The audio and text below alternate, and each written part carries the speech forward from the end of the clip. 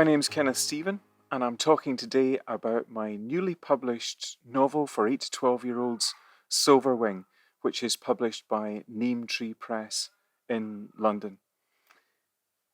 In a nutshell, Silverwing is about a father and a son living on the edge of Highland Scotland, and Douglas, the wee boy, has lost his mum to cancer the year before.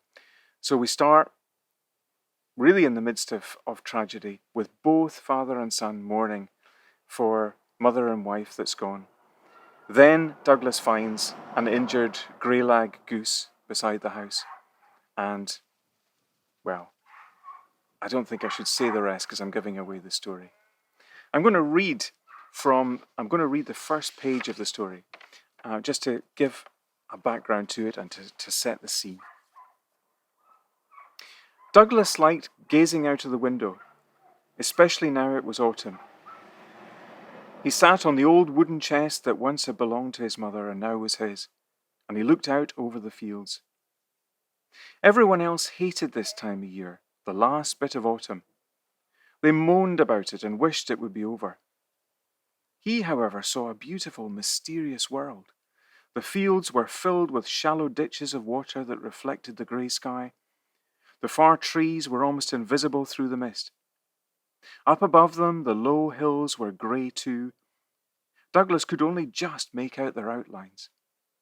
It was true that everything was shades of grey, but it was not true that it was boring and miserable. This was the most magical bit of the whole year, when anything might happen.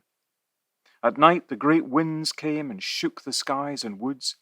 It felt as if the house might take off. Sometimes he woke in the night and did not want to go back to sleep. It felt as if he was in a great ship. His cabin rocked from side to side in the storm, buffeted by the strong winds. "Can you get in some coal?" He was pulled from his reverie by his father's voice. He turned round, but his father had gone already, so he didn't answer. He didn't want to go, but he knew he'd better all the same. He padded down the wooden stairs and put on his boots in the porch, picked up the bucket. Outside, he recognized a familiar sound as his feet crunched the gravel to go round the side of the house. A single call, then others.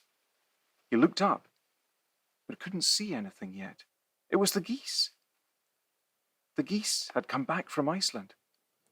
They were migrant birds. They left in the spring, spent the summer here, and returned before the winter snows fell in Iceland. What I'm hoping to do very much with Silverwing is to work with it in schools, both in Scotland through Scottish Book Trust and beyond in schools in England. That's my real hope. I feel that there's, perhaps if I dare to say, an important message in the story, something that I want to be found.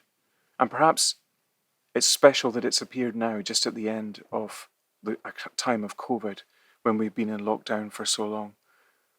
My intention, of course, is to offer an inspiring story, something that will lift people.